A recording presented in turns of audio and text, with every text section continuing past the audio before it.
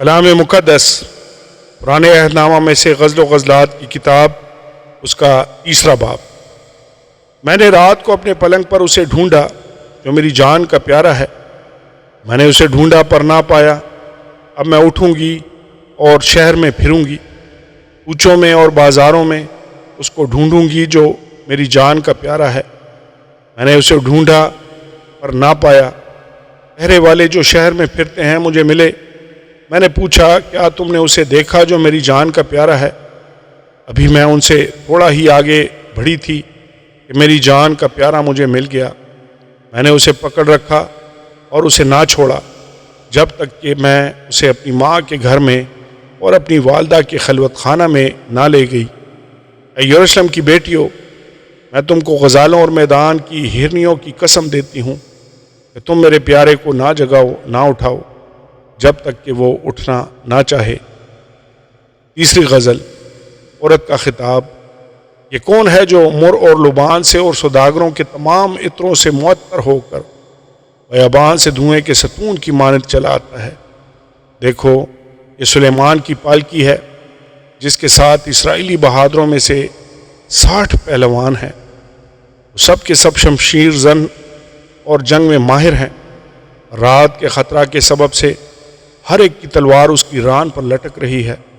سلیمان بادشاہ نے لبنان کی لکڑیوں سے اپنے لیے ایک پالکی بنوائی، اس کے ڈنڈے چاندی کے بنوائے، اس کی نشست سونے کی اور گدی ارغوانی بنوائی، اور اس کے اندر کا فرش یروشلم کی بیٹیوں نے عشق سے مرصع کیا۔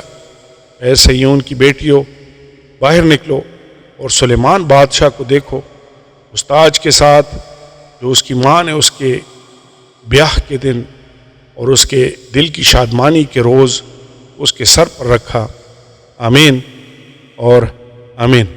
کلام مقدس پرانے عہد نامہ میں سے غزل و غزلات کی کتاب، اس کا چوتھا باب۔ مرد کا خطاب۔ دیکھ تو خوب برو ہے، اے میری پیاری، دیکھ تو خوبصورت ہے۔ تیری آنکھیں تیرے نقاب کے نیچے 2 کبوتر ہیں، تیرے بال بکریوں کے گلہ کی مانند ہیں جو کوہ جلاد پر بیٹھی ہوں۔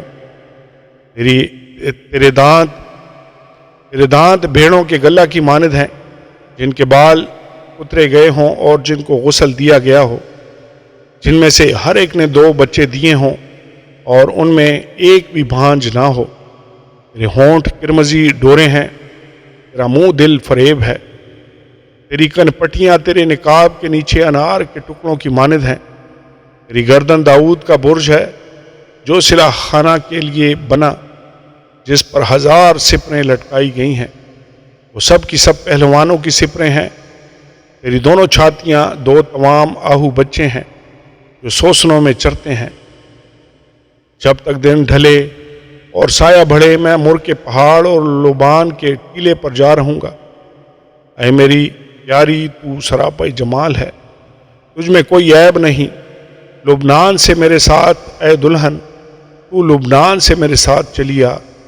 آمنہ کی چوٹی پر سے، سنیر اور ہرمون کی چوٹی پر سے، شیروں کی ماندوں سے اور چیتوں کے پہاڑوں پر سے نظر دوڑا۔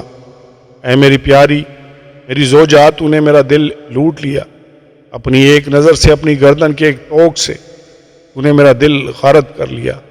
اے میری پیاری، میری زوجہ، تیرا عشق کیا خوب ہے، تیری محبت میں سے زیادہ لذیذ ہے، اور تیرے عطروں کی مہک ہر طرح کی خوشبو سے بڑھ کر ہے۔ اے میری زوجہ، تیرے ہونٹوں سے شہد ٹپکتا ہے، شہد و شیر تیری زبان تلے ہیں۔ تیری پوشاک کی خوشبو لبنان کی سی ہے۔